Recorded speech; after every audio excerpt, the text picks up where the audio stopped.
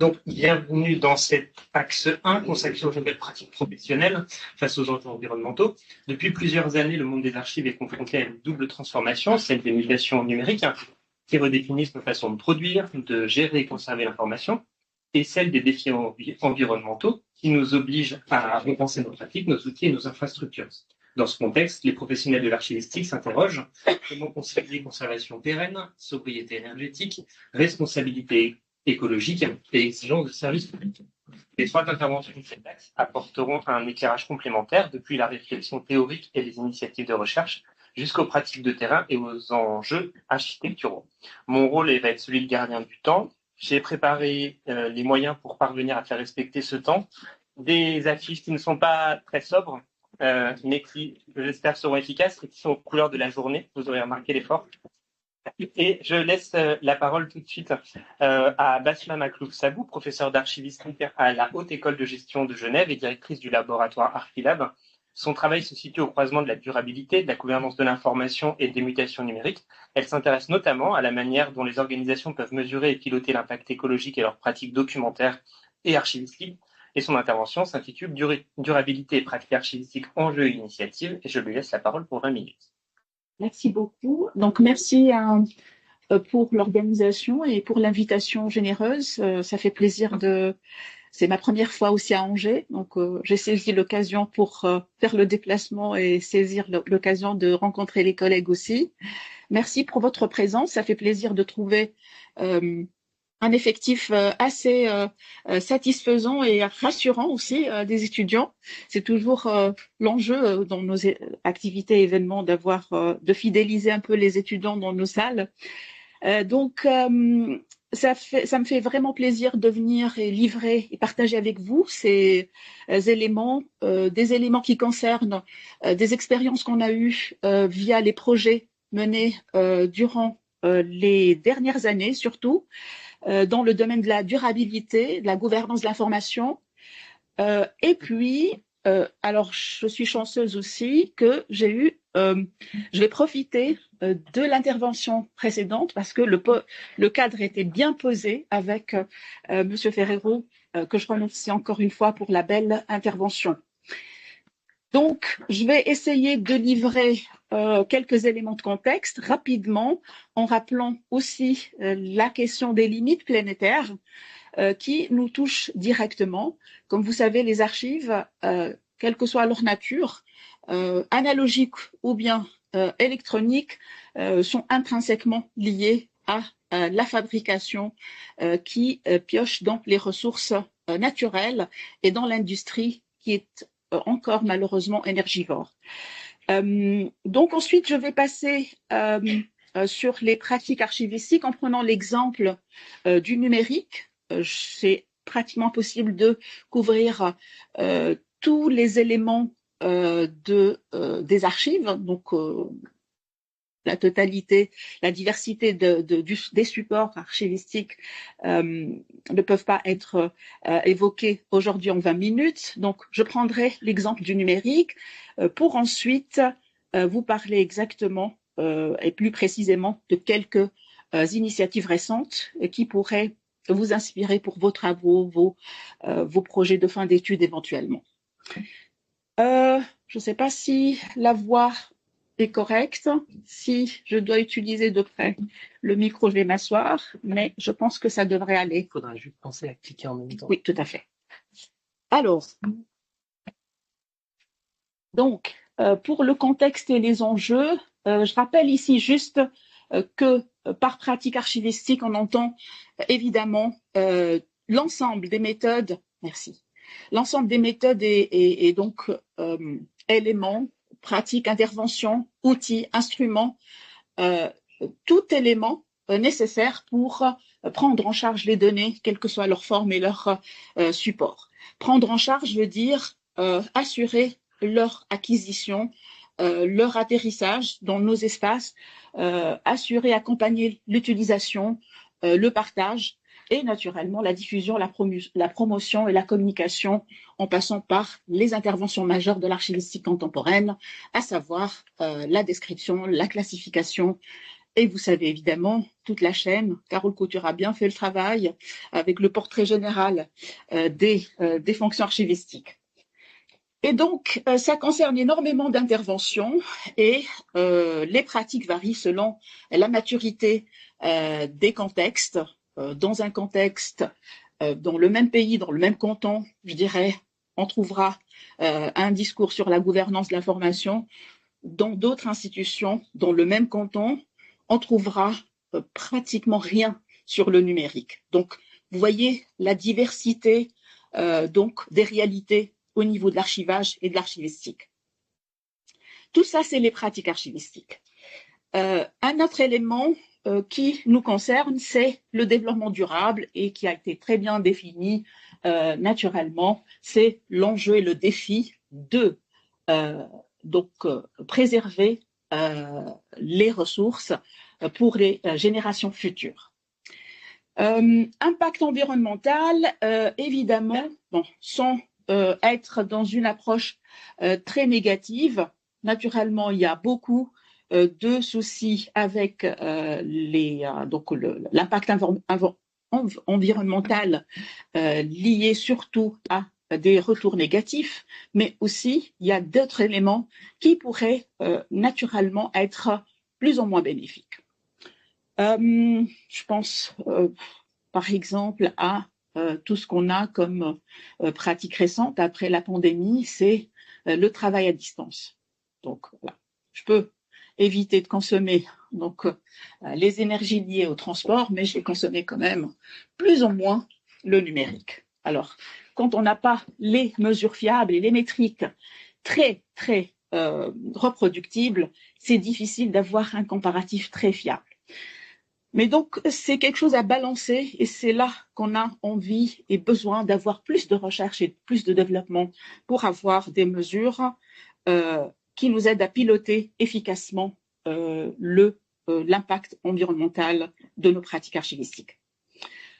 Pas besoin de revenir non plus sur les objectifs de la durabilité, donc développement durable, énormément d'éléments qui, ensemble, visent à réaliser cet équilibre entre les trois dimensions importantes, à savoir l'équité sociale, le développement et la prospérité économique et la conscience écologique.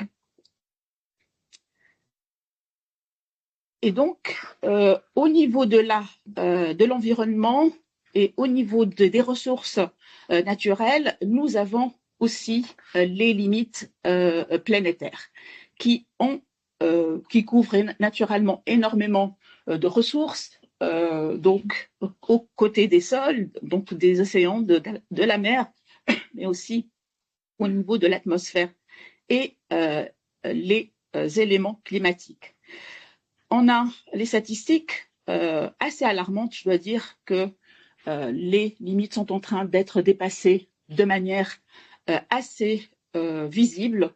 Les chiffres le démontrent bien et vous avez les statistiques récentes qui démontrent que les mesures sont en train de dépasser les prévisions initialement prévues.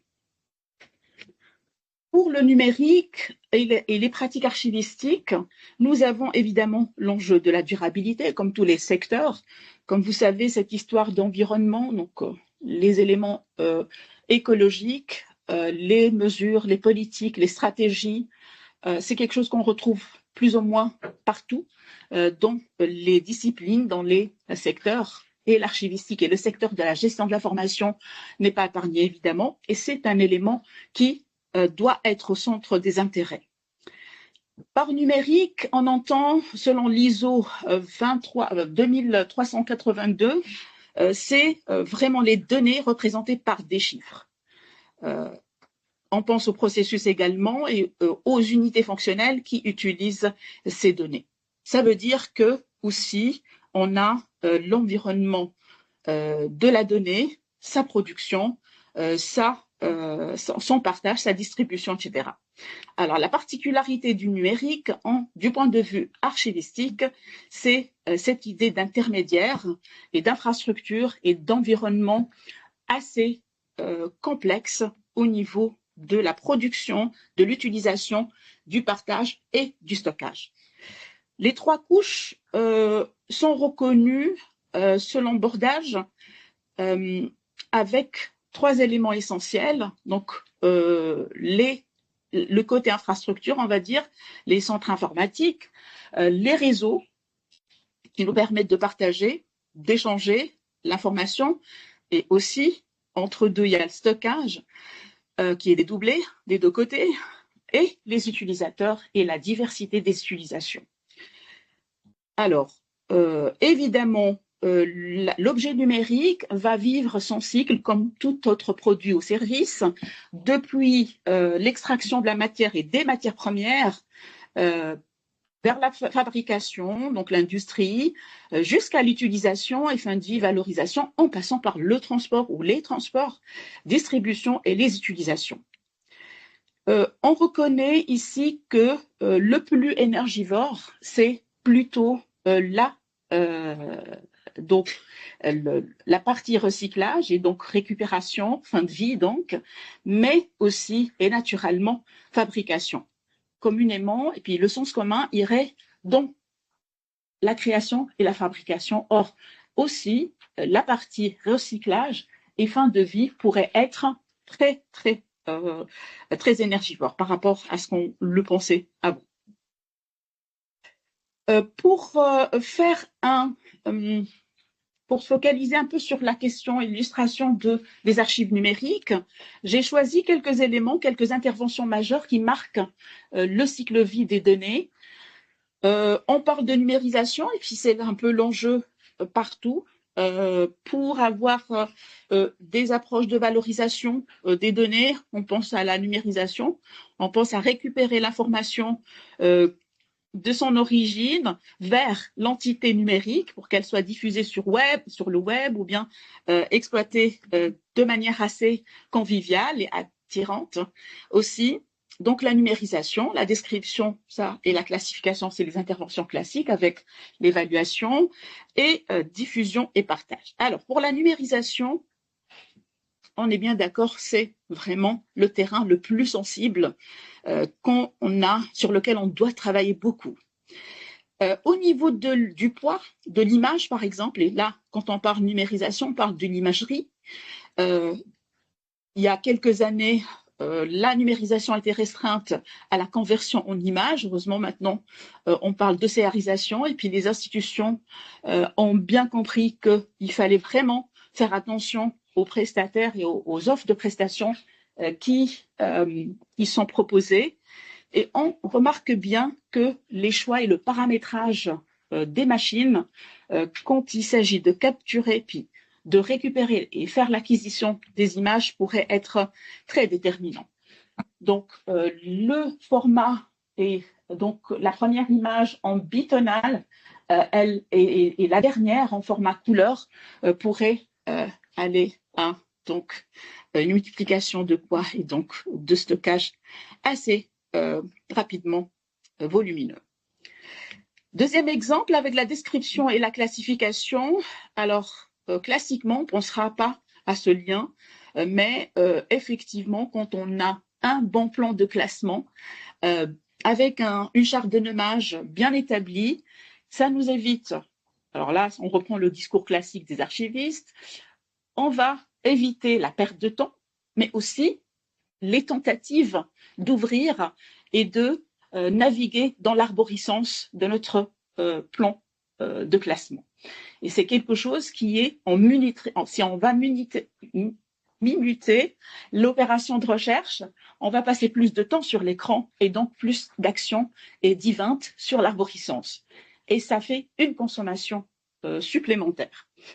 Donc, retrouver l'information en plus, donc, dans un temps raisonnable et rapide, c'est efficace, c'est pertinent au niveau de l'action administrative, mais aussi c'est plus économique. Ça nous évite évidemment les requêtes et les utilisations éventuellement risquées de documents.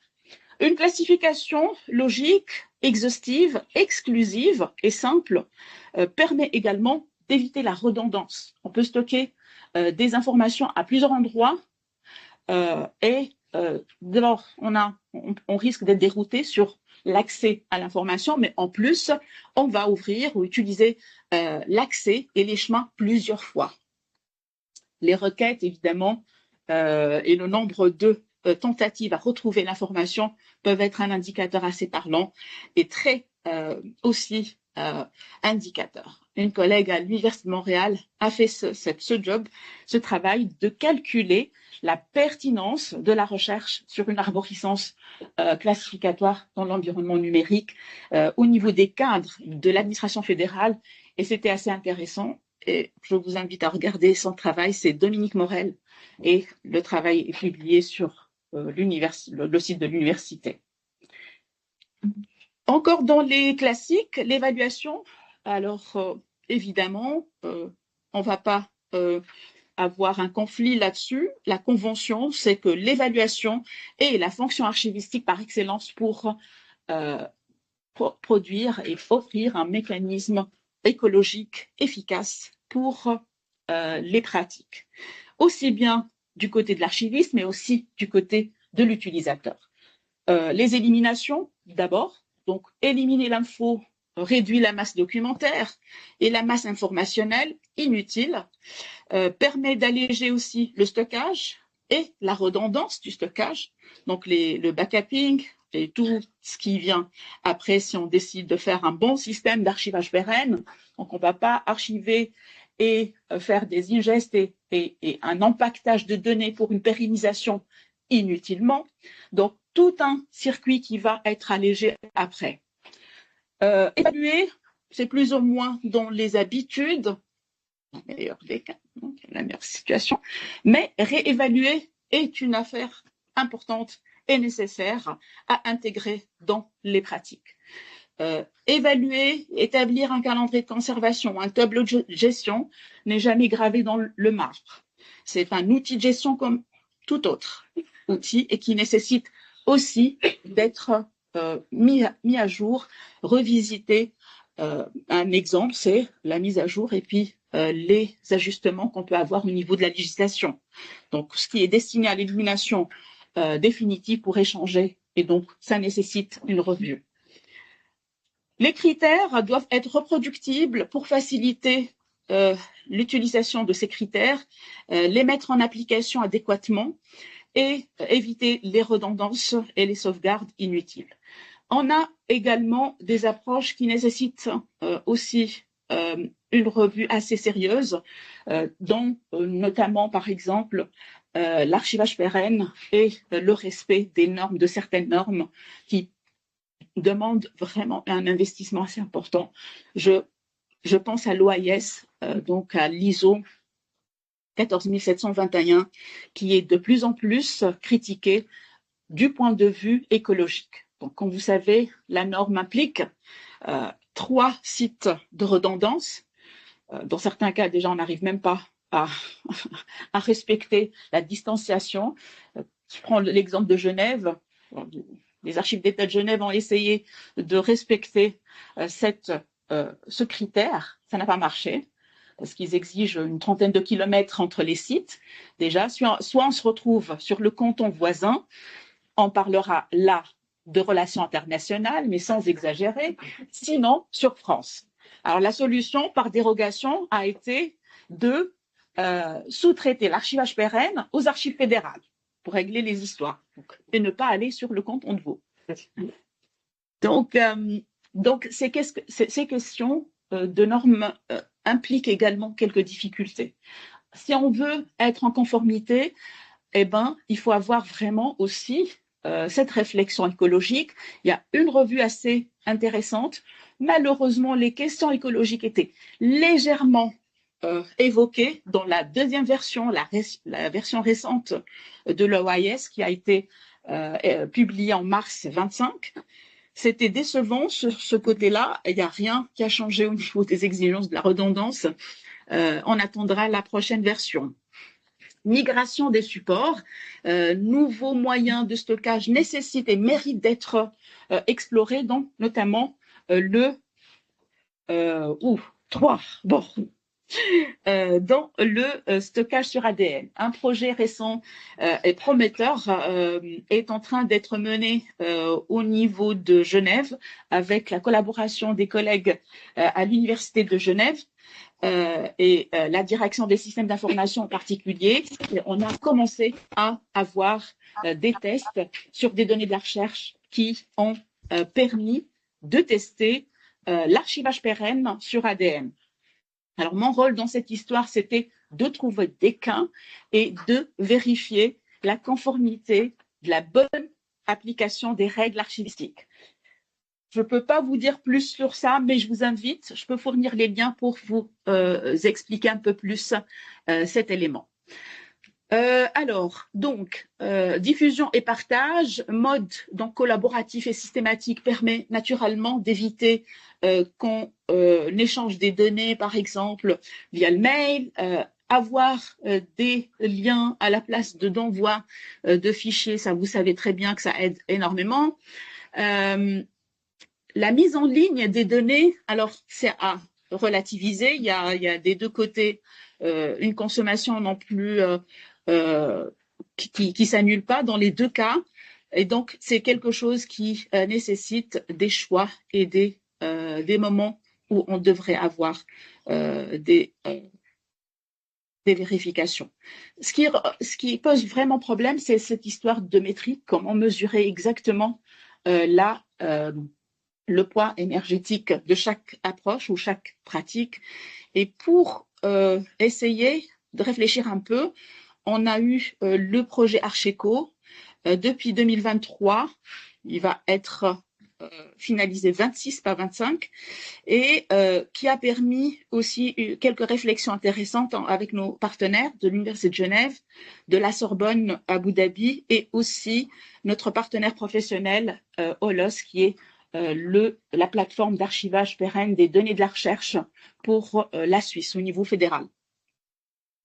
Donc, on a cherché à établir un peu l'état des pratiques, les outils. On a travaillé sur une trentaine d'outils dédiés au calcul et au pilotage des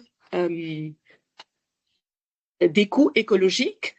Et l'idée, c'était de venir de travailler sur des spécifications techniques et fonctionnelles pour aider à la réalisation d'un outil. Pour cela, il fallait aussi réfléchir sur un cadre conceptuel et une nomenclature qui réunit de manière exhaustive les métriques de pilotage et d'impact aussi écologique. Alors ça, c'est un aperçu des outils qu'on a explorés. La France est bien située. Il y a pas mal d'outils fabriqués en France. Donc surtout du domaine privé, mais aussi académique. La plupart des cas, c'est pas des outils open source, malheureusement. Ça fonctionne avec des applications web essentiellement et du cloud, des solutions cloud. Et puis le problème, c'est toujours cette histoire de métriques précises et de reproductibilité, le problème de reproduire les métriques proposées ou utilisées par les outils. Ça part toujours, et dans la plupart des cas, des laboratoires de recherche. Et au niveau de l'impact environnemental, il y a un intérêt particulier aux empreintes carbone. Alors pour le cadre conceptuel, était très fidèle à l'approche de l'ISO 14040. Et l'idée ici, c'était de couvrir tout le cycle de vie des données. On a pris l'exemple des données de la recherche qui a fait l'objet d'un projet doctoral et d'autres cas ont été étudiés en dehors de ce doctorat. Et pour chaque intervention, donc vous voyez l'acquisition et plusieurs évidemment fonctions qui concernent les données, jusqu'à la préservation, et à chaque fois, il y a un workflow qui est détaillé pour essayer de comprendre les métriques et les moments où on a des poches de consommation énergétique. Et il y a tout ce travail de processus, un arbre de décision pour aider à évaluer éventuellement les bonnes approches pour diminuer l'impact écologique. Alors, je dis écologique parce qu'on n'a pas considéré les deux dimensions restantes de la durabilité. Les deux dimensions restantes vont être intégrées dans un projet qui a été accepté octobre passé en collaboration avec la Sorbonne Abu Dhabi, et c'est un projet d'innovation qui sera dédié à l'étude des impacts et de la durabilité, avec l'exemple qui se focalise spécialement sur les modèles, les LLMs appliqués et utilisés dans les services publics. Donc ça, c'est le morceau qu'on a. Donc je l'ai dans le projet pour le récupérer dans la suite de ce nouveau projet. Donc, quelques éléments qui pourraient vous intéresser sur ce qu'on a pu produire dans ce projet Archeco. Base de terreau, très intéressante, plus de 400 à peu près références spécialisées. Un wiki avec toutes les ressources qui nous a aidé à faire une carte conceptuelle qui fait le lien entre les concepts et les définitions. Comme vous savez, c'est pas un domaine très simple à saisir. Donc, quand on a commencé le projet en 2023, j'ai beaucoup appris. Évidemment, l'ADEME, le site de l'ADEME était très pratique. Mais c'est quelque chose qui n'est pas forcément accessible à tous et à toutes. Et donc, il fallait vraiment étudier ces concepts, ces éléments, les approches, les méthodologies. Et c'est tout un domaine à saisir. Ça fait plaisir de trouver des choses sur lesquelles on peut aussi apprendre. Et donc, ça nous a permis de monter cette base de connaissances qui permet d'avoir des connaissances à transmettre aussi à nos étudiants. Donc, on a travaillé également sur une nomenclature des catégories d'impact. Navré pour la visibilité, mais juste pour vous dire ce qui a été fait. Mais donc, c'est largement inspiré de la littérature académique, mais aussi professionnelle. On a beaucoup appris aussi des 30 outils qu'on a explorés, 29 outils en particulier. Et on a également commencé à profiler les fonctionnalités de l'outil informatique qui va être développé dans les prochains mois pour le pilotage de l'impact écologique du traitement et de la prise en charge des données. On a également produit des outils et des supports pédagogiques.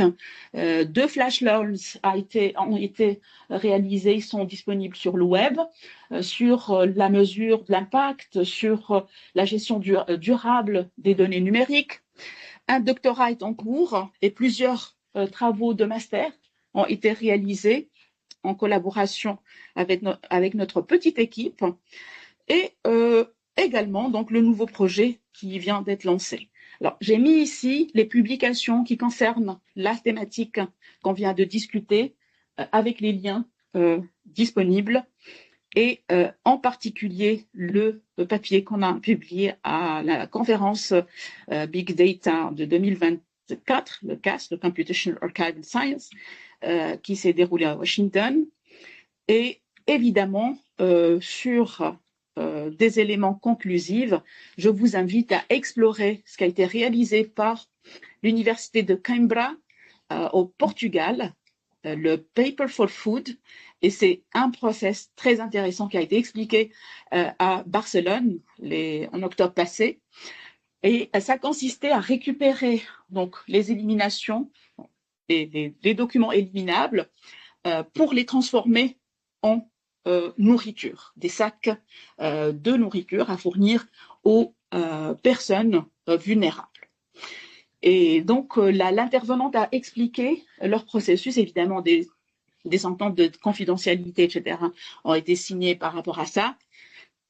La transparence sur le process en soi n'a pas été expliquée parce que c'est une association qui fait ça. Et ça permet en tout cas de toucher au moins deux dimensions de la durabilité, à savoir le côté sociétal et la dimension écologique. Pas mal d'autres initiatives. Les collègues sud-américains ont travaillé sur un guide pour les changements climatiques avec des détails et ils ont aussi donc partagé leurs travaux et le détail de leur guide.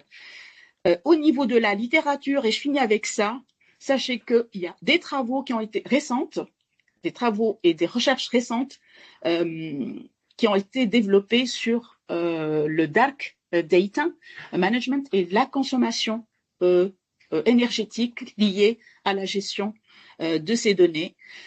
Les objets numériques de manière générale dans le domaine des bibliothèques, les data centers, et puis ça c'est quelque chose évidemment le plus flagrant quand on voit les institutions et puis les magasins de données, c'est impressionnant. Tout de suite, ça nous vient d'abord donc comme exemple.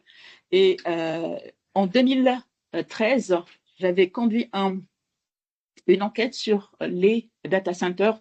À l'époque, c'était pour étudier les SLA, les contrats de prestation et le niveau de conscience des utilisateurs de ces prestations par rapport à la gouvernance. Et rien que sur le canton de Genève, je dirais même Carouge, Genève, donc le cercle, on va dire, très direct à notre campus, on a pu identifier 22. Donc, quand même, j'ai entendu le chiffre, je me suis dit, bah, finalement, donc c'est vite beaucoup. Les data centers, l'archivage pérenne aussi, et la checksum. Ça, c'était les éléments que j'ai pu identifier dans la littérature. Les deux conférences clés pour cela, vous les trouverez au niveau des références avec les liens directs, à savoir l'iPress, donc toute la série des conférences iPress, 23, 24, je pense 25, et aussi les conférences du CAS, le Computational Archival Science, et je vous invite à les suivre parce qu'il y a beaucoup de travaux récents sur l'automatisation et la gestion des données et des archives, mais aussi tout ce qui est en lien avec l'IA et la consommation énergétique de ces technologies émergentes. J'ai pas abordé du tout l'IA parce que en soi, c'est une autre affaire. Et donc, voilà à peu près ce que je voulais partager avec vous. J'espère que vous avez eu des éléments pertinents à récupérer et volontiers quelques questions si vous souhaitez. Merci.